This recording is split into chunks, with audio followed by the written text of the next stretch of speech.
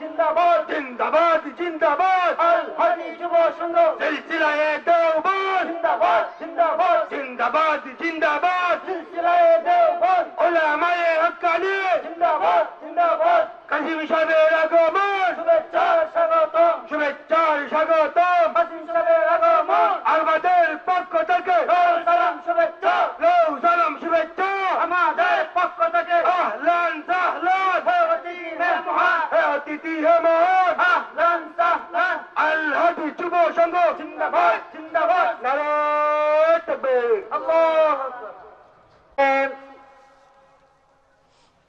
অত্যন্ত গুরুত্বপূর্ণ তাফসীর পেশ করবেন প্রখ্যাত মুফাসসিরে কুরআন হযরত মাওলানা মুশাহিদ আহমদ কাসেমি সাহেব হুজুরকে ওনার জবান থেকে নসিহত পেশ করার জন্য ইন্তেজামিয়া কমিটির পক্ষ থেকে সবিনয় আহ্বান করছি।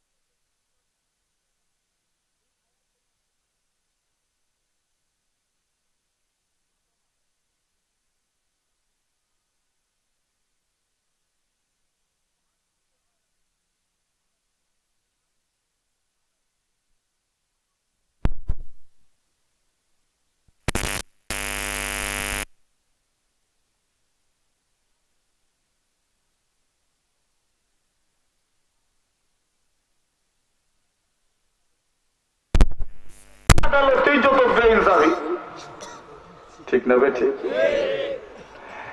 আল্লাহ বলেন ইন্নাল্লাহা ইয়া'মুরু বিল আদল, আল্লাহ ন্যায়পরায়ণতা, ইনসাফ, সমতার আদেশ প্রদান করেছেন। ন্যায়পরায়ণতা সমাজ থেকে নামাজ পর্যন্ত, জমিন থেকে আসমান পর্যন্ত, জমিনের মানুষ থেকে শুরু করে গরু ছাগল থেকে শুরু করে মহান আল্লাহ পর্যন্ত প্রত্যেকের হক আদায় করার, প্রত্যেকের সাথে সমতা, ন্যায়পরায়ণতা, ইনসাফের ব্যবহারকে আদল আর ইনসাফ বলে, ঠিক না ঠিক? সুতরাং আল্লাহকে এক বলে বিশ্বাস করা, মোহাম্মদ রসুলকে প্রাপ্য স্থান দেওয়া, মর্যাদা দেওয়া, আল্লাহকে তার স্থান দেওয়া, আনজিলিন নাস মানাজিলাহুম, প্রত্যেককে নিজের মর্যাদা দেওয়া, এটাও ইনসাফের অন্তর্ভুক্ত। সমাজে যদি ইনসাফ প্রতিষ্ঠিত না হয়, শান্তি নামক সোনার হরিণটা মেলানো যাবে না, ঠিক না ঠিক?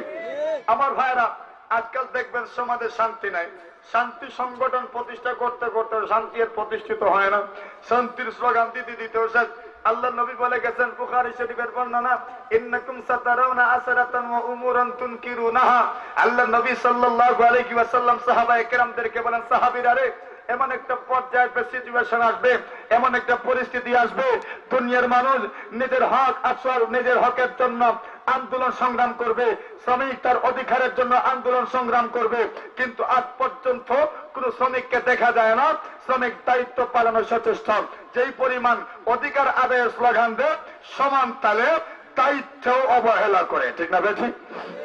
আল্লাহ নবী বলে গেছেন, এমন একটা সিচুয়েশন আসবে, এমন একটা পরিস্থিতি আসবে, দুনিয়ার মানুষ অধিকার আদায়ের জন্য স্লোগান দিবে, কিন্তু সে তার দায়িত্ব আদায় করতে চাইবে না। পরে আল্লাহর বান্দা, তুমি যে তোমার হকের সওয়াল করো, তুমি যে তোমার অধিকার আদায়ের চেষ্টা করো, তোমার উপর যে তার কিছু পাওনা আছে, অর্পিত দায়িত্ব আছে, সেই দায়িত্ব তুমি আদায় করো নাই, বিধায় তুমিও বেইনসাফি করেছো, তুমিও জুলুম আর নির্যাতন করেছো। শ্রমিকেও নির্যাতন করে, মালিক তো করেই, শ্রমিকের পক্ষ থেকে জুলুম আছে। শ্রমিক, তোমার বেঁধে দেওয়ার সময়ের ভিতরে তুমি তোমার মালিকের কাজকর্ম করো না, তারপরে সমাজে শান্তি আসবে কেমনে? গাঁটা খাটিয়েই তো তোমাকে বাহির করে দিবে। তারপরে আল্লাহ বলেছেন, প্রথম আদেশ ইন্নাল্লাহা ইয়া'মুরু বিল আদল, আল্লাহ আদল, ইনসাফ, ন্যায়পরায়ণতা, আল্লাহ সমতার আদেশ করেছেন। সমতা প্রতিষ্ঠিত করো, ন্যায় ইনসাফ প্রতিষ্ঠিত করো, ন্যায়পরায়ণতা প্রতিষ্ঠিত করো, সমাজ সুন্দর হবে। সমাজের মানুষের মধ্যে ন্যায় ইনসাফ প্রতিষ্ঠিত করো। গরু ছাগল সাপ বিচ্ছু পর্যন্ত মারামারি করবে না, দাঙ্গা হাঙ্গামা করবে না, হানাহানি করবে না, কাটাকাটি করবে না। ফেব্রুয়ারির জাতি যখন শান্ত হয়ে গেল, ফেব্রুয়ারির জাতি যখন শৃঙ্খল ভাবে চলাফেরা করবে, এদের অধীনস্থ যারা আছে এরাও সুন্দর করে পরিচালিত হবে, এরাও সুন্দর করে চলাফেরা করবে, এদের মধ্যে কোন প্রকারের হিংসা বিদ্বেষ থাকবে না। আর ফেব্রুয়ারির জাতির অন্তরে যদি হিংসা বিদ্বেষ বাসা বাঁধে, আলেম ওলামা থেকে শুরু করে যদি সর্বপর্যায়ে সর্বমহলে যদি হিংসা প্রতিহিংসা তরল চলে উঠে, হিংসা আগুন অরল যদি জ্বলে উঠে, তাহলে পৃথিবীর অন্যান্য মখলুকের মধ্যে হিংসার পথে হিংসার রাজনীতি শুরু হয়ে যাবে, ঠিক না ঠিক? ও মুসলমান, এজন্য আল্লাহ প্রথমেই বলেছেন ইন্নাল্লাহা ইয়া'মুরু বিল আদল, আল্লাহ বলেন ইনসাফ প্রতিষ্ঠিত করো, ন্যায়পরায়ণতা প্রতিষ্ঠিত করো। বিচারে যদি, বিশেষ করে বিচার কার্যে যদি ইনসাফ না থাকে, ন্যায়পরায়ণতা না থাকে, সমাজ জীবনেও সুন্দর হবে না। এক এলাকায় যদি চেয়ারম্যান 10 জন থাকেন, এক এলাকায় যদি মেম্বার 20 জন থাকেন, আর যদি ন্যায় বিচার থাকে না, শুধু চেয়ারম্যান আর মেম্বারের কারণেই সমাজ সুন্দর হবে না, ঠিক না বেঠিক? আমার কথা বুঝতেছেন নি আপনারা? রাগ করতেছেন নি আমার কথার উপর? দেখেন কিছু করলেও তোরে ভাই আমার কিছু করার নাই, বলার যেটা তো বলতে হবে। সিচুয়েশন আর পরিস্থিতি যাইতেই তো এমন পরিস্থিতি। আমরা শুধু শান্তির জন্য স্লোগান দিই, আসুন সামনে চলি। বিচার কার্যে ইনসাফ প্রতিষ্ঠিত করেন, ন্যায়পরায়ণতা প্রতিষ্ঠিত করেন, সমাজ সুন্দর হবে। কিভাবে সুন্দর হবে? একটা সম্পূর্ণ উদাহরণ আপনাদের সম্মুখে পেশ করছি। যেই খলিফাতুল মুসলিমিন উমর ইবনে আব্দুল আজিজ এই আয়াতখানা জুম্মার দ্বিতীয় খুতবা সংযোজন করেছিলেন, ওই বান্দার একটা কথা আমি বলেই আমার আলোচনার সামনে নিয়ে যাব। সময় কম, আলোচনা বেশি, শিরোনামের মতোই শুধু আলোচনা করব। আমার বন্ধুগণ, নবী করিম সাল্লাল্লাহু আলাইহি ওয়াসাল্লামের উম্মত উমর ইবনে আব্দুল আজিজ রাহমাতুল্লাহ আলাইহি, ওনার যখন ইন্তেকাল হয়ে গেল, ইন্তেকালের পরে জানাজা পড়ানো হয়ে গেছে, লাশ তৈরি, দাফন করবেন, এমন সময় দেখা যায় আকাশ থেকে একটা কাগজের টুকরা উমর ইবনে আব্দুল আজিজ রাহমাতুল্লাহ আলাইহির লাশের সামনে এসে পড়ল। উপস্থিত জনতা চিন্তা করলো কাগজের টুকরো ওমর ইবনে আব্দুল আজিজের লাশের সামনে পড়লো, কারণটা তো বুঝতে পারলাম না। কৌতূহলী দৃষ্টিতে সকলেই চেয়ে আছে। আল্লাহর বান্দা ওমর ইবনে আব্দুল আজিজ রাহমাতুল্লাহ আলাইহির লাশের সামনে যে কাগজের টুকরা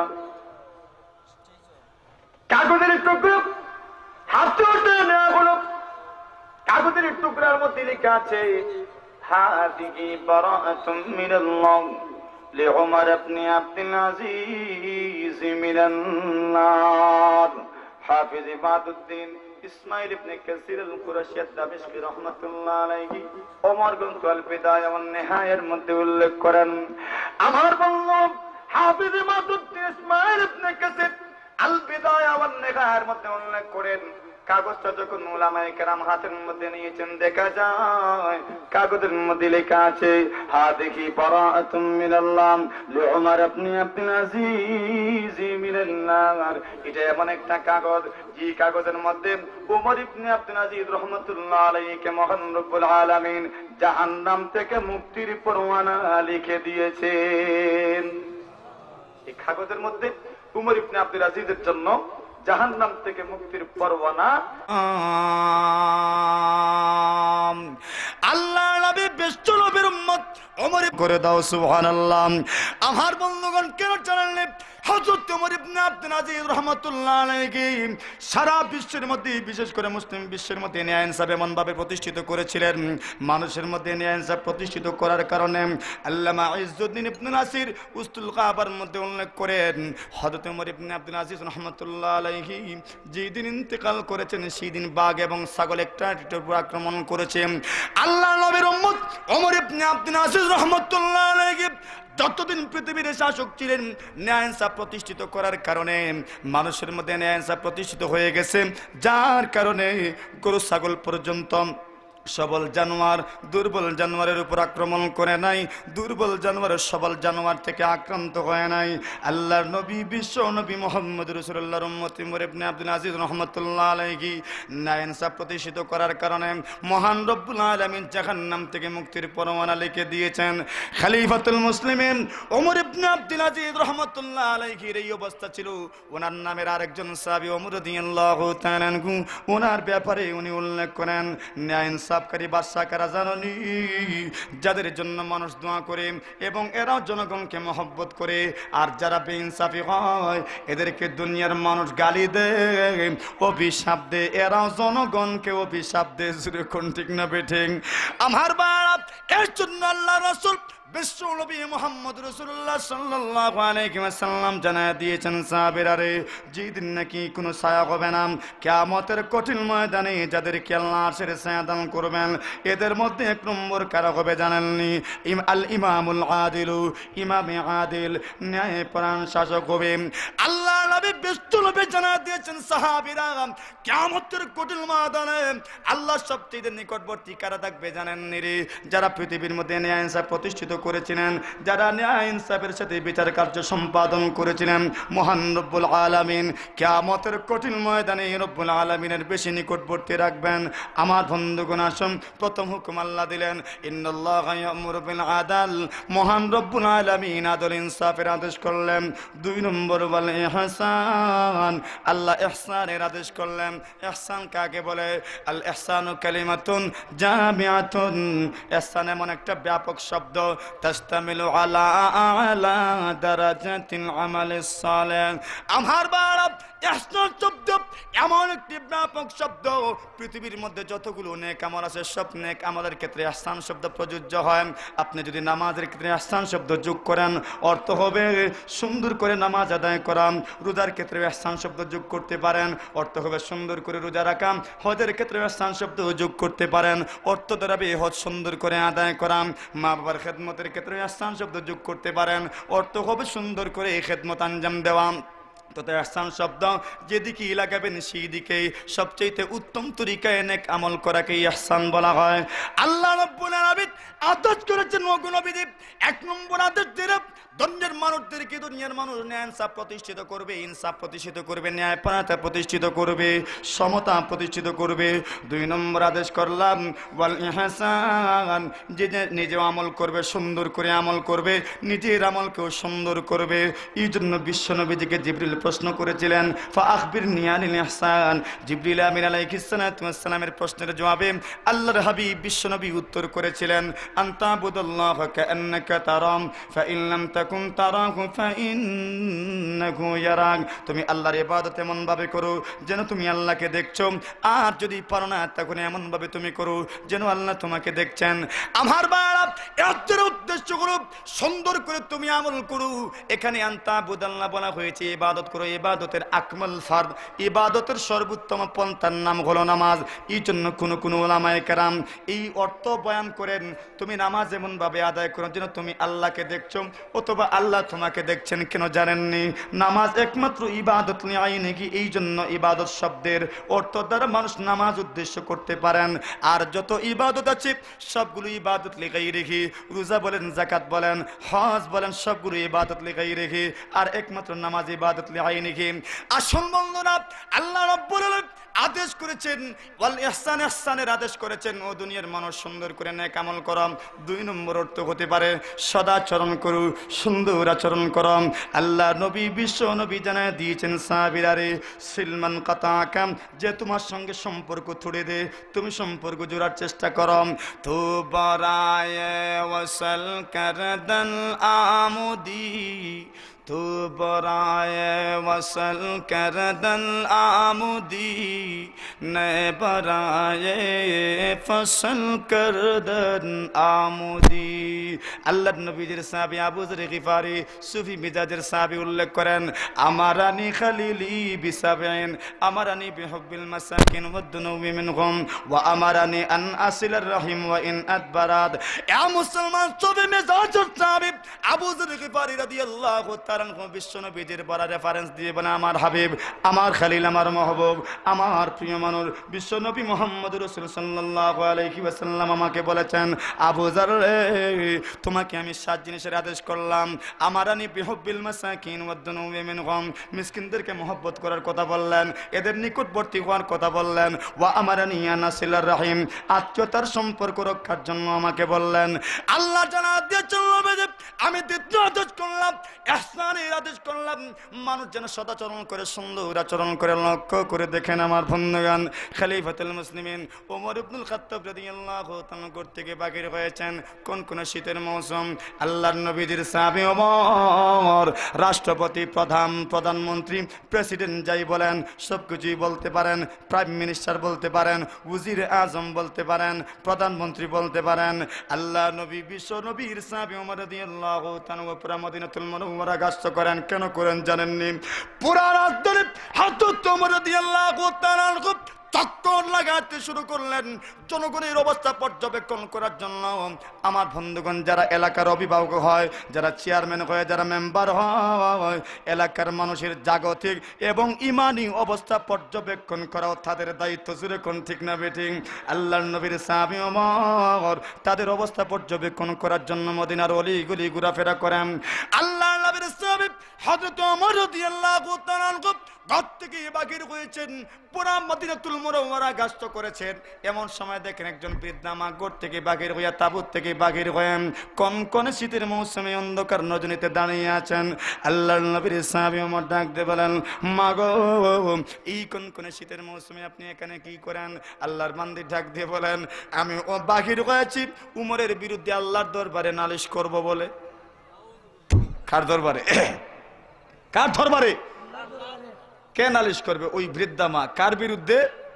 উমরের বিরুদ্ধে। বলছেও কাকে? উমরকে। আল্লাহর নবীর সাহাবী ওমর বলে, ও মা গো, তুমি উমরের বিরুদ্ধে নালিশ করবে, উমরের বিরুদ্ধে আল্লাহর আদালতে মামলা টুকি দিবে, কেস দায়ের করবে। কেন গো? আল্লাহর বান্দি বলেন, তুমি বুঝবে না, তুমি বুঝবে না। রে কেন বুঝবো না? আমি কি আর কম বুঝি? আল্লাহর নবীর সাহাবী ওমর বলেন, মা গো, কেন তুমি নালিশ করবে, কেন তুমি ফরিয়াদ করবে? একটু তাড়াতাড়ি বলেন। আল্লাহর বান্দি বলেন, হযরত ওমরকে মহান রব্বুল আলামিন আমাদের শাসক নির্বাচন করেছেন, আমির বানিয়েছেন, প্রেসিডেন্ট বানিয়েছেন, কিন্তু আমার প্রেসিডেন্ট হওয়ার পর থেকে নিয়ে আজ পর্যন্ত আমি বৃদ্ধার একটা খোঁজ নিল না, সংবাদ নিল না। শুধু কি তাই, আমাকে আজ পর্যন্ত একটা পয়সাও দিল না। এমন বান্দার বিরুদ্ধে আল্লাহর আদালতে মামলা করতে চাই। হযরত ওমর বলেন, খোদাকে ওয়াস্তে মাফ করো। কত টাকার বিনিময়ে উমরকে মাফ করবা এটা বলো। আর জোরে আল্লাহর বান্দী বলেন, তুমি কি আমার সঙ্গে ঢং করছো যুবক? হযরত ওমর বলেন, মাগো আমি তোমার সঙ্গে ঢং করছিলাম, আমি তোমার সঙ্গে তামাশাও করছি না, আমি তোমার সঙ্গে ঢং করছি না, ঠাট্টা করছি না। আল্লাহর বান্দী গো, সত্যি সত্যি আমি বলছি, কত টাকার বিনিময়ে তুমি ওমরকে মাফ করে দিবে? তোমার কথাটি আমাকে বড় আঘাত করেছে গো, আমার অন্তরে বিদ্ধ হয়ে গেছে। সত্যি সত্যি তুমি উমর তোমার খোঁজ নেয় নাই, সংবাদ নেয় নাই। আল্লাহর বান্দা আমার প্রশ্ন পাল্টা উত্তর করেছিলেন, মা গো উমরের কি জানা আছে তোমার মতো বৃদ্ধামাই তাবুর ভিতরে আছেন? আল্লাহর বান্দি আরো উত্তর সুন্দর উত্তর দিয়ে বলেন, আল্লাহর বান্দারে, একজন মানুষ আমির হবে, একজন মানুষ প্রেসিডেন্ট হবে, কিন্তু তার রাষ্ট্রের পূর্ব প্রান্ত থেকে পশ্চিম প্রান্ত পর্যন্ত কে কোন অবস্থায় আছে জানবে না। এমন মানুষ আমির হওয়ার চাইতে না হওয়াই ভালো। ঠিক না বেঠিক? তার রাষ্ট্রের পূর্ব প্রান্ত থেকে পশ্চিম প্রান্ত পর্যন্ত কি হচ্ছে তা জানবে না, এমন মানুষ আমির হওয়ার চাইতে না হওয়াটাই ভালো। এরাও তো নবীজির সাহাবী না?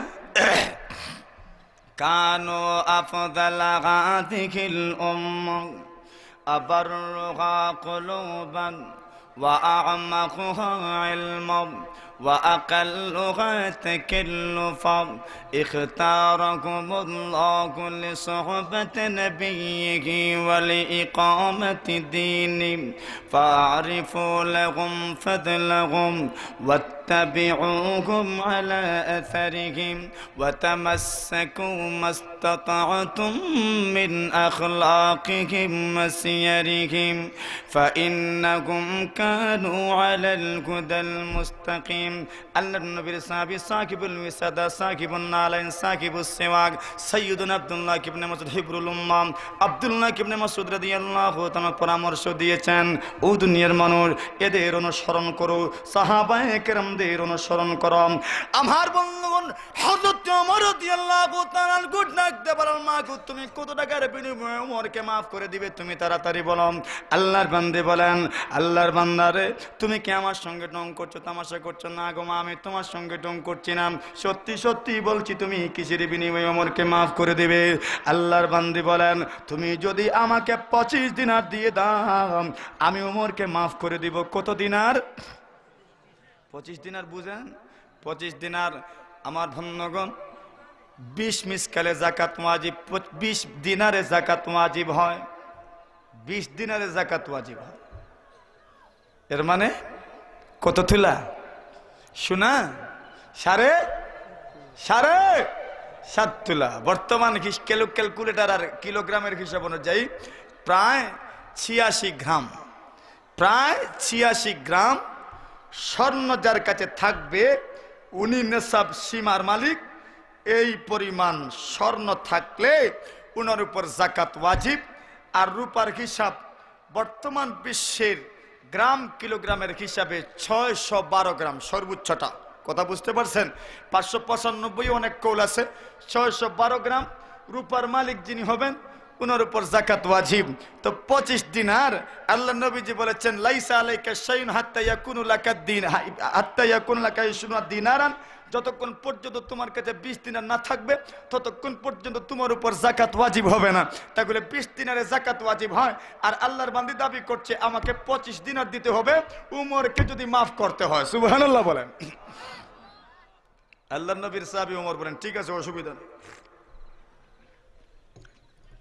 আল্লাহ নবীর সাহাবী ওমর বলেন, অসুবিধা নাই, এরপরে মাফ করেন। কেন? হযরত ওমর কানা ওয়াক্কাফান আলা কিতাবিল্লাহ।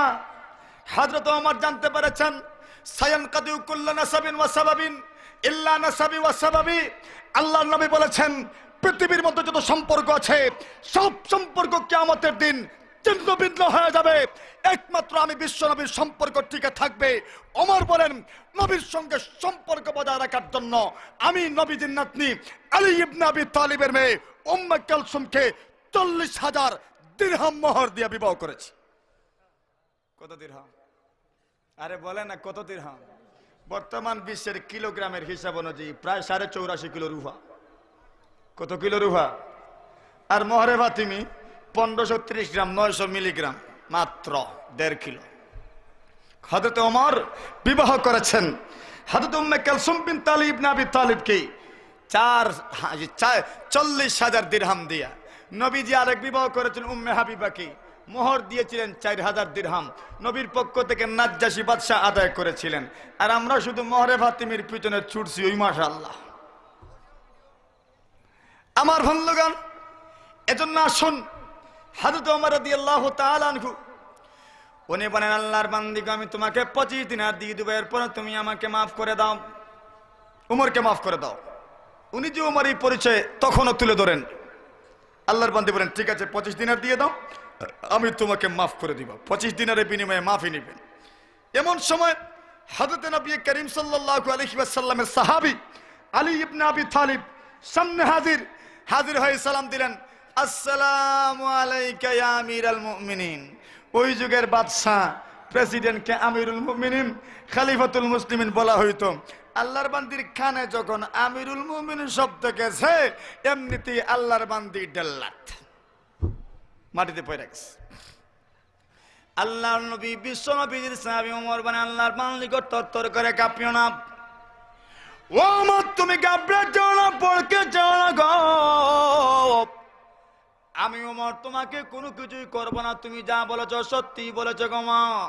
ওগো আল্লাহর বান্দি, আমি ওমরের ভুল হয়েছে, আমি কেন তোমার সংবাদ নেই না, কেন তোমার খোঁজ নেই নাই?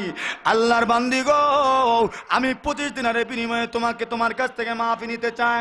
ওগো আল্লাহর বান্দি, তবে একটা শর্ত আছে আমার, আমি যে তোমার কাছ থেকে মাফি নিয়েছি 40, আমি 25 দিনারের বিনিময়ে একটা স্মরণলিপি করতে হবে, একটা কাগজের মধ্যে লিখে রাখতে হবে।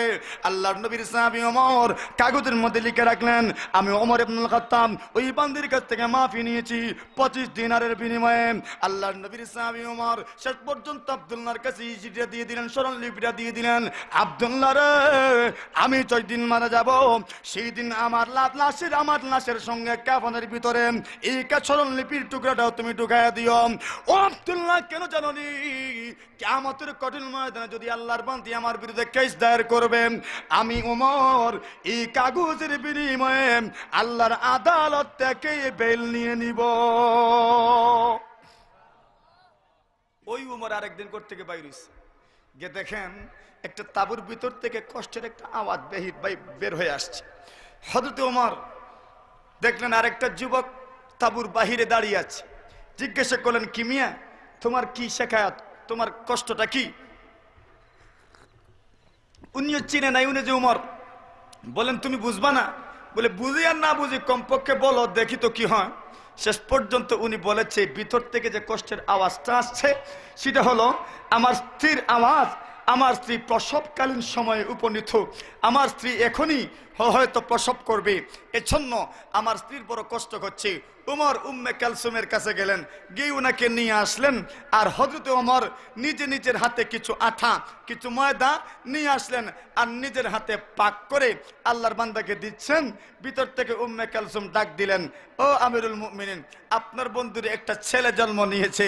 এই বিচারাও আমিরুল মুমিনিন শব্দ শোনা মাত্রই একদম অবস্থা শেষ। আমার বন্ধুগণ, সেদিকে এবার যাচ্ছি না। ইহসানের আদেশ করেছেন, তৃতীয় আদেশ করেছেন, ওয়া ইতা ইজিল কুরবা, নিকট আত্মীয়দেরকে দেওয়ার আদেশ করেছেন। নবী বলেন, নিকট আত্মীয়দেরকে দিলে আল্লাহ রিজেকে বরকত দান করেন, আল্লাহ হায়াতের মধ্যে বরকত দান করেন। কয়টা আদেশ? 3টা আদেশ, 3 নিষেধ। আল্লাহ অশ্লীলতাকে নিষেধ করলেন, অসঙ্গত অমার্জনীয় কাজ থেকে, জুলুম থেকে। আল্লাহ যেন 3 আদেশ 3 নিষেধ মানার তৌফিক আমাদেরকে দান করেন। হ্যাঁ, আজান না? ও আচ্ছা আচ্ছা, 15 মিনিট মিলছে আমাদের, আলহামদুলিল্লাহ। আল্লাহ রাব্বুল আলামিন 3 আদেশ করেছিলেন। তৃতীয় আদেশ, ওয়া ইতা ইজিল কুরবা, নিকটাত্মীয়দেরকে দান করা। সদকা করে। এই উঠবেন না ভাই, আপনারা উঠে গেলে তো 15 মিনিট সময় বেশি দেওয়ার তো কোনো সার্থকতা নাই। মসজিদে 8:15 নামাজ হবে, প্যান্ডালেও 8:15 নামাজ হবে। ওনারা কর্তৃপক্ষের সঙ্গে পরামর্শ করে এসেছেন মনে হয়। যাই হোক, আল্লাহ বলেছেন ওয়ায়ানহা আনিল ফাহশাই ওয়াল মুনকারি ওয়াল বাগি। মহান রব্বুল আলামিন মানব জাতিকে নিষেধ করলেন অশ্লীলতার থেকে। অশ্লীলতা বেহায়াপনা আমাদের দেশে আছে কি নাই? আরে কথা বলেন, আছে কি নাই? ও মুসলমান, আমার দেশে ভূমিকম্প হয়। গত 4 জানুয়ারি আমার দেশে ভূমিকম্প হয়েছিল। ভূতত্ত্ববিদগণ কত তথ্য আবিষ্কার করেছেন। ও দুনিয়ার ভূতত্ত্ববিদ, তথ্য আবিষ্কার করে লাভ নাই। আল্লাহর নবী বলে গেছেন, আমার উম্মত যখন ওপেন ভাবে 15টি গুনাহ করবে, এই সময় শুধু ভূমিকম্পই নয়, এই সময় ভূমিকম্প থেকে শুরু করে ভূমির ত্বক পর্যন্ত মানুষের চেহারা বিকৃত হয়ে যাবে। যেই দেশে কার্তিবাস নাইটের আয়োজন করা হয়, যেই দেশে ভ্যালেন্টাইন্স ডে উদযাপন করা হয়, শাহ ওয়ালিউল্লাহ মুহাদ্দিস দেহলভীর ভারত উপমহাদেশ, শাহজালাল, শাহপরান, শাইখে গাজীনগরী, শাইখে কাতিয়া, কুতবুল আলম আল্লামা হুসাইন আহমদ মদনী রহমতুল্লাহ আলাইহির শত শত খুলাফায়ে কেরাম যারা মাটির নিচে শুয়ে আছেন, সেই দেশে যদি ভ্যালেন্টাইন্স ডের নামে বেহায়াপনা, বেলাল্লাপনা, নগ্নতা, নগ্ন নৃত্য পরিবেশন করা হয়, এই দেশে ভূমিকম্প হওয়ার ওই কথা ঠিক না বেঠিক? আমার বন্ধুগণ, ভ্যালেন্টাইন্স ডে, প্রমিস ডে, কত ডে যে এরা বাহির করছে একমাত্র আল্লাহই জানে। 21শে দিবস, 21শে ফেব্রুয়ারি আমাদের কি দিবস? কথা বলেন, কি দিবস?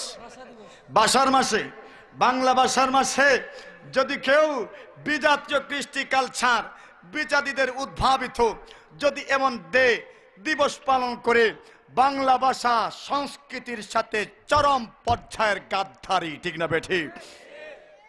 শুধু ভাষা বলেই চিৎকার দিলে হবে না, বরং ভাষার সম্মান অর্থগত দিক দিয়ে, সব দিক দিয়ে, বাহ্যিক দৃষ্টিতে, সব দৃষ্টিতে ভাষার সম্মান আপনাকে প্রদর্শন করতে হবে।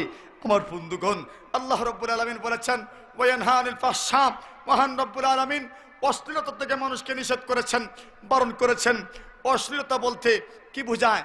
অশ্লীলতা বলতে কি বোঝায়? আল্লাহ নবী সাল্লাল্লাহু আলাইহি ওয়াসাল্লাম বলে গেছেন, আমার সাহাবীরা রে, এমন একটা সময় আসবে ওয়াজাহারাতিল কায়নাতু ওয়াল মাআজিব ওয়া শুরিবাতিল খুমুর ওয়া ফি রিওয়ায়াতিন সায়াশরাবু নাসুম মিন উম্মতি আল খামর ইউসাম্মুনাহা বিগাইরি ইসমিহা ইউযাফু আলা রুসিহিম বিল মাযিব। আল্লাহ নবী, বিশ্ব নবী বলেন, সাহাবীরা রে, এমন সময় আসবে যে সময় গান বাজনা চতুর্দিকে বেড়ে যাবে, চতুর্দিকেই গান বাজনা থাকবে, চতুর্দিকেই গান বাজনা থাকবে। আল্লাহ নবী, বিশ্ব নবী মুহাম্মদ রাসূলুল্লাহ সাল্লাল্লাহু আলাইহি ওয়াসাল্লাম বলেন, সাহাবীরা রে, মানুষ মদ পান করবে, মদের নাম পরিবর্তন করে দিবে। ও মুসলমান, দারুণের মুসলমান, সুনামগঞ্জের মুসলমান, চাতকের মুসলমান, আমার বন্ধুগণ লক্ষ্য করে দেখো, বর্তমান বিশ্বের যুবকেরা মদ পান করে কিন্তু মদের নাম পরিবর্তন করে দিয়েছে। কেউ করে ইয়াবা, কেউ করে ফেন্সিডিল, কেউ করে হিরোইন। জুড়ে কোন ঠিক না বেঠিক? সবটাই কিন্তু মাদক দ্রব্যের অন্তর্ভুক্ত। আল্লাহ নবী বলে গেছেন, এমন সময় আসবে যে সময় মানুষ মদ পান করবে কিন্তু নাম পরিবর্তন করে দিবে। ও মুসলমান, আল্লাহ নবী, বিশ্ব নবী সামনে আরো বলেন, সাহাবীরা রে, মহিলা কোন বেপর্দা চলাফেরা করবে, নগ্নতার ছড়াছড়ি থাকবে চতুর্দিকে। আল্লাহ নবী বলে গেছেন, সাহাবীরা রে, সিনফার মিন আহলিন নার লাম আরাহুমা কওমুম মাআহুম সিয়াতুন কাআদনাবিল বাকার ইয়াদরিবুনা বিগান্নাজ ওয়া নিসাউন কাসিয়াতুন আরিয়াতুম মুমিলাতুম মাইলাত রুউসুহুন্না কাসনিমাতিল বুখতিল মাইলাম লা ইয়াদখুলনাল জান্নাতা ওয়া লা ইয়াজিদনা রিহাহা ওয়া ইন্না রিহাহা লা তুজাদু মিন মাসিরাতি কাযা ওয়া কাযা। আল্লাহর নবীজি বলেন, সাহাবীরা রে, এমন সময় আসবে যে সময় পৃথিবীর মধ্যে নগ্নতা থাকবে, পৃথিবীর মধ্যে মানুষ মদ পান করবে, পৃথিবীর মধ্যে মানুষ গান বাজনার সাথে থাকবে।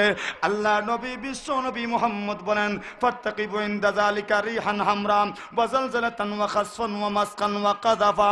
আল্লাহ নবী, বিশ্ব নবী মুহাম্মদ রাসূলুল্লাহ সাল্লাল্লাহু আলাইহি ওয়াসাল্লাম বলেন, সাহাবীরা রে, ওই দিন তোমরা ভূমিকম্পের অপেক্ষা করো, ভূমিধসের অপেক্ষা করো, ওই দিন তোমরা মানুষের চেহারা বিকৃত হয়ে যাওয়ার অপেক্ষা করো। আমার বন্ধুগণ এমন অবস্থা শুরু হয়ে গেছে, যদি এমন অবস্থা চলে আর বেশি দেরি নয়, ভূমিকম্পিত হয়েছে, ভূমি দশক হবে, এই মানুষের চেহারা বিকৃত হয়ে যাবে। এই জন্য আল্লাহ নিষেধ করলেন ওয়ায়ানহা আনিল ফাহশাই ওয়াল মুনকার। 2 নম্বর আল্লাহ নিষেধ করলেন ওয়াল মুনকার, অসঙ্গত কাজ, আল্লাহ অমার্জিত কাজ থেকে নিষেধ করেছেন। আমার বন্ধুগণ অসাদাচরণ থেকে নিষেধ করেছেন, অমার্জনীয় কাজ, বেহুদা কাজ, লোক কাজ, যে কাজের কোনো অর্থ নাই, এই সমস্ত কাজ করা। মানুষ কত বেহুদা কাজ করে, লেখার আর স্থান পায় না, রাস্তায় লেখালেখি করে, ঠিক না বেঠিক? নিজের পছন্দনীয় প্রার্থীর নাম যে রাস্তায় লিখলেন, এই এই এই নামের উপর দিয়া কত মানুষ গোবর লইয়া যাইব, ঠিক না বেঠিক? কত ঠায়ের গোবর লাগান থাকবে। বাংলা ভাষার এমন অপমান, কথা বলেন, ঠিক না বেঠিক? অক্ষরগুলো যে লিখলেন আপনি রাস্তায়, বাংলা ভাষার অপমান হইল না? একটা অক্ষর ও আরো দীর্ঘ ম থ স, এই সমস্ত অক্ষর যে আপনি রাস্তায় লিখলেন, এগুলো বাংলা ভাষার অপমান নয়? তাহলে ভাষার মাসে বাংলা ভাষার অপমান। ও বন্ধু আমার, হুশ ঠিক করেন, কোন দিকে গাড়ি যাচ্ছে খেয়াল করেন। শুধুমাত্র আবেগী হলেই চলে না, কিছু খেয়াল করতে হয়, কমন সেন্স রাখতে হয়।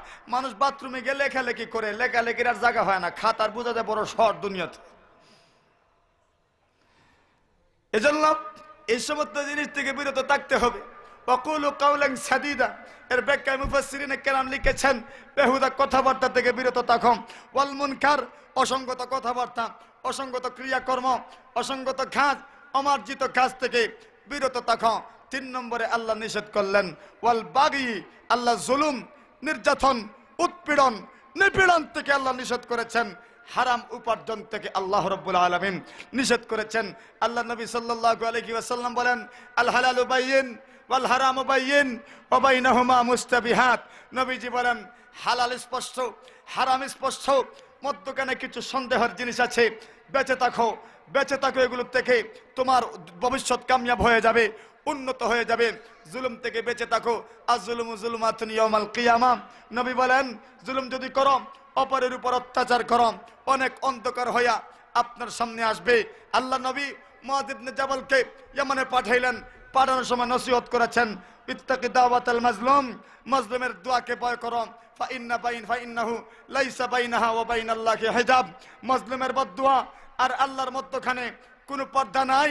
আল্লাহর বান্দা, দেখো তুমি অজ্ঞতা বশত জালিম হয়ো না, জালিম হয়ো না, জালিম হয়ো না। আল্লাহ জুলুম থেকে নিষেধ করেছেন। আল্লাহ নবীজি বলেন, দুনিয়ার মুসলমান হও, দুনিয়ার মুসলমান, 6টা কাজের জিম্মাদার হও পুরুষ, আমি তোমাদের জন্য জান্নাতের জামিন হয়ে যাব। এর মধ্যে একটা বলেন, ইজমানুল সিত্তান আজমান লাকুমুল জান্নাহ, উসতুকু ইযা হাদাসতুম, কথা যখন বলবা সত্য কথা বলিও। ওয়া আউফু ইযা ওয়াআদতুম, ওয়াদা করলে পূরণ করিও। ওয়া আদ্দু ইযা তুমিনতুম, কেউ যদি আমানত রাখে আদায় করিও, খেয়ানত করিও না, সংরক্ষণ করিও। ওয়াহফাজু ফুরুজাকুম, লজ্জাস্থানের হেফাজত করো। ওয়াগুদ্দু আবসারাকুম, দৃষ্টিকে নিচের দিকে রাখো।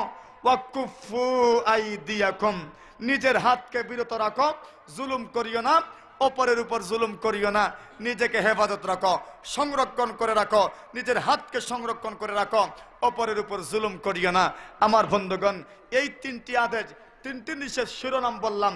আলোচনা করার পরে আল্লাহ কি বলেন? ইয়াইজুকুম, ওয়াজ কে করেছেন? আর একটু জোরে কে করেছেন? ইয়াইজুকুম লাআল্লাকুম তাযাক্কারুন, আল্লাহ জানায়া দিলেন, এ আমার হাবিব, আমার নবী, বিশ্ব নবী, আমি রব্বুল আলামিন মানব জাতিকে আদেশ করলাম, ন্যায়পরায়ণের আদেশ করলাম, ইনসাফের আদেশ করলাম, ইহসানের আদেশ করলাম, মানুষের সঙ্গে সুন্দর আচরণ, গরু ছাগলের সাথে সুন্দর আচরণ। আমার বন্ধুগণ লক্ষ্য করে দেখবেন, আমার দেশের মানুষ গরু ছাগলের সাথে সুন্দর আচরণ করতে চায় না।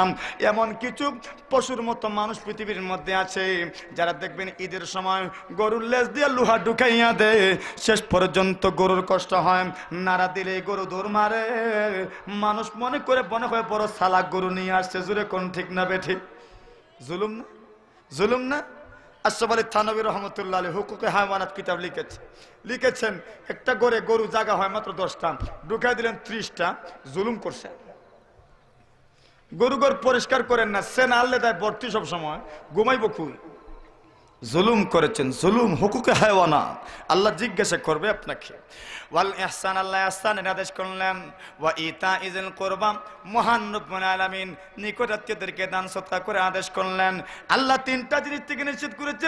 এক নম্বর রব্বুল আলামিন অশ্লীলতার থেকে নিষেধ করলেন, দুই নম্বর রব্বুল আলামিন অসঙ্গত কাজ থেকে নিষেধ করলেন, তিন নম্বর আল্লাহ জুলুম থেকে, উৎপীড়ন থেকে, নিপীড়ন থেকে, হারাম উপার্জন থেকে আল্লাহ নিষেধ করেছেন।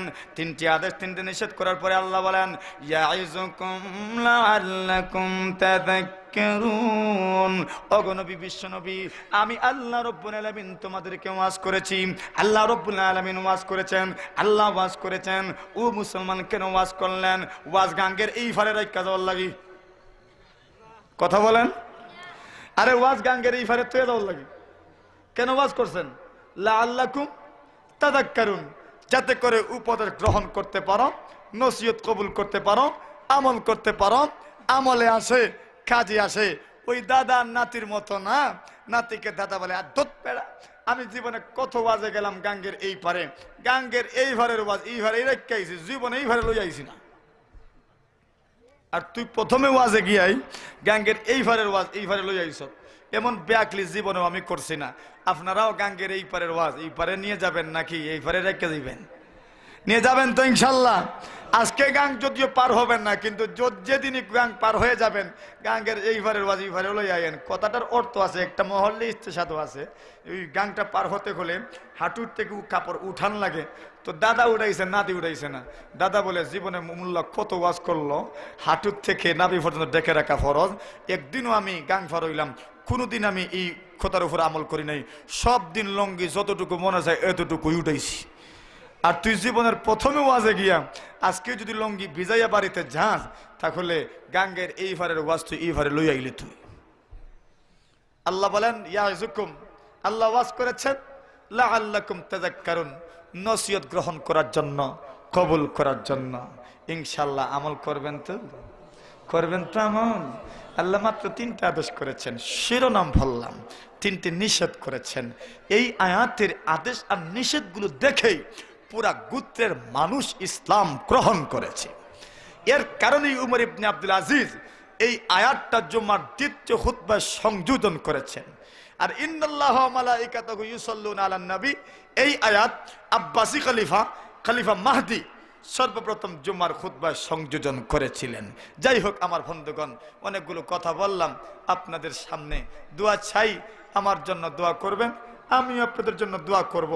আল্লাহ যেন আজকের মাহফিলকে কবুল করেন। আল্লাহ যেন কর্তৃপক্ষ যারা আমাকে ইনভাইট করলো, দাওয়াত করলো, সকলের দীর্ঘ হায়াত মঙ্গল কামনা করছি। ওয়া আখিরু দাওয়ানা আনিল হামদুলিল্লাহি রাব্বিল আলামিন।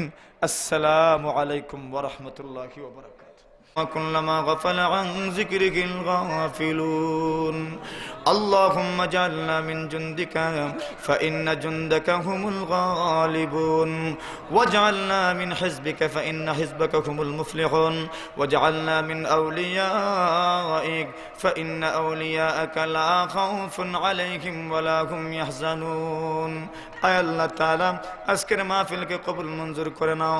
3 দিন ব্যাপী তাফসীর মাহফিলকে শুরু থেকে নিয়ে পর্যন্ত কবুল মঞ্জুর করে নাও। যা আলোচনা উলামায়ে কেরাম করলেন, আল্লাহ আমলীয় বিষয়গুলোর উপর আমলের তৌফিক আতা ফরমাও। আয় আল্লাহ তাআলা রব্বুল আলামিন মাহফিলকে এলাকার মানুষের জন্য নাজাতের জরিয়া বানায়া দাও। সমস্ত মুর্দাগানের কবরকে জান্নাতের বাগান বানায়া দাও। আয় আল্লাহ আমরা অসুস্থ, রব্বুল আলামিন আমাদেরকে সুস্থতার জিন্দেগি দান করো। সাল্লাল্লাহু তাআলা আলা খাইরি খালকিহি মুহাম্মাদিন ওয়া আলিহি ওয়া সাহবিহি আজমাইন। আমিন আমিন বিরহমাতিকা ইয়া আরহামার রাহিমিন। আসসালামু আলাইকুম।